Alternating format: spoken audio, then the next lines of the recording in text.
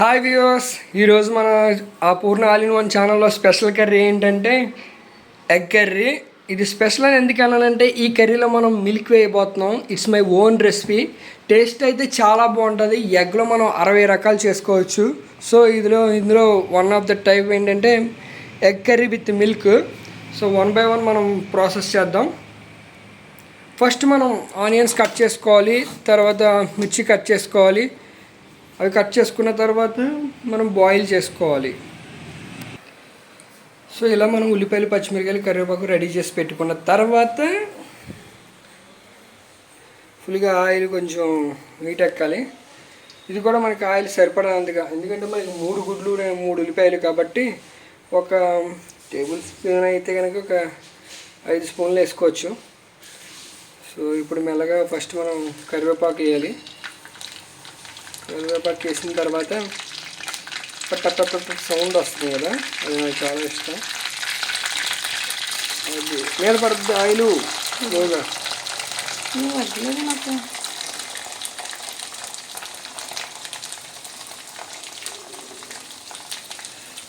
So అది వేసిన తర్వాత గరిటెలు గుజ్జు. ఓకే,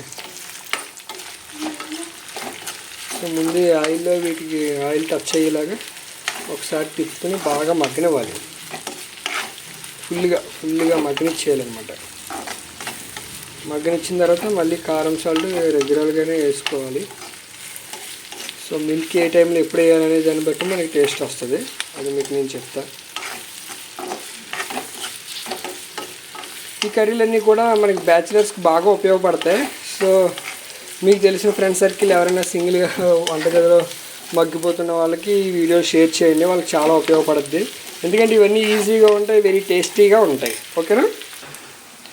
సో మనకి ఆనియన్స్ ఇలా రెడ్డిష్గా వచ్చాయి కదా, ఇలా బాగా వేగాలి. నూనెలో బాగా వేగి రెడ్డిష్కి వచ్చినప్పుడే మనం ఈ మిల్క్ అనేది ఏదైతే ఉందో దీన్ని మనం సరిపడ మోతాదులో పోసుకోవాలి. అంటే దీనికంటూ లెక్కపత్రాలు గట్రా ఏమి ఉండవు.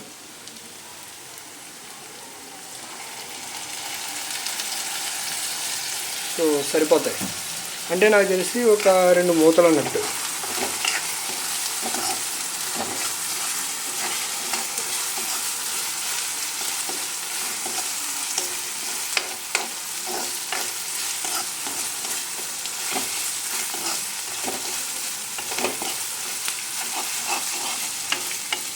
సో 2 మూతలు వేసుకున్న తర్వాత పాలు వెంటనే ఒక 1/2 టీ స్పూను పసుపు వేసుకోవాలి.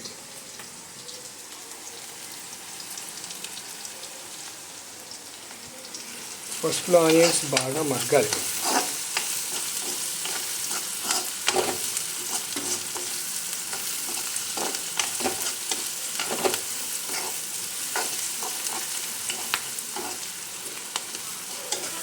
ఇలా ఆనియన్స్ మగ్గుతున్న టైంలోనే మనం తెచ్చుకున్న ఈ 3 కోడిగుడ్లు 1 by 1 ఇందులో పగలగొడేసుకోవాలి.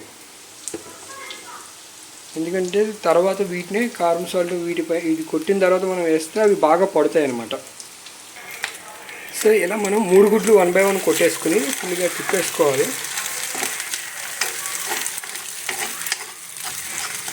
తిప్పేసుకున్నాక కొంచెం మగ్గనిచ్చి అప్పుడు మనం కారం సాల్ట్ వేసుకుని తిప్పుకోవాలన్నమాట.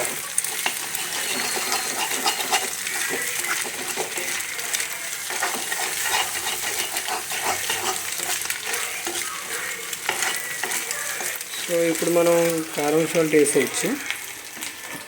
సో ముందుగా సాల్ట్ స్పూన్తో కన్నా ఎక్కువ నేను చేతివేయడానికి ఇష్టపడతాను. మొన్న అలా వేయడం వల్లే కొద్దిగా కారం సాల్ట్ ఎక్కువ హెచ్చు తగ్గులు వచ్చాయి. సో ఇప్పుడైతే సరిగ్గా సరిపోతుంది, ఎందుకంటే చేతితో వేస్తున్నాను కదా.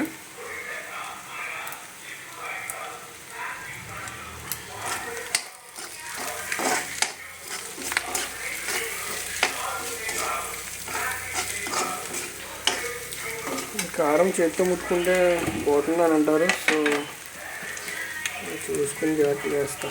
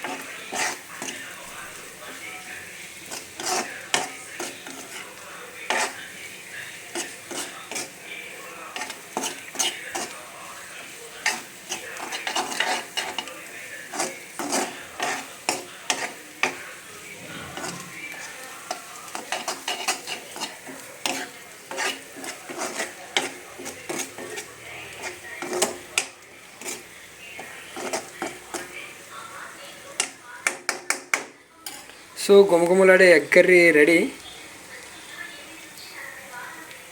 Thank you. Please subscribe Purna all in one channel.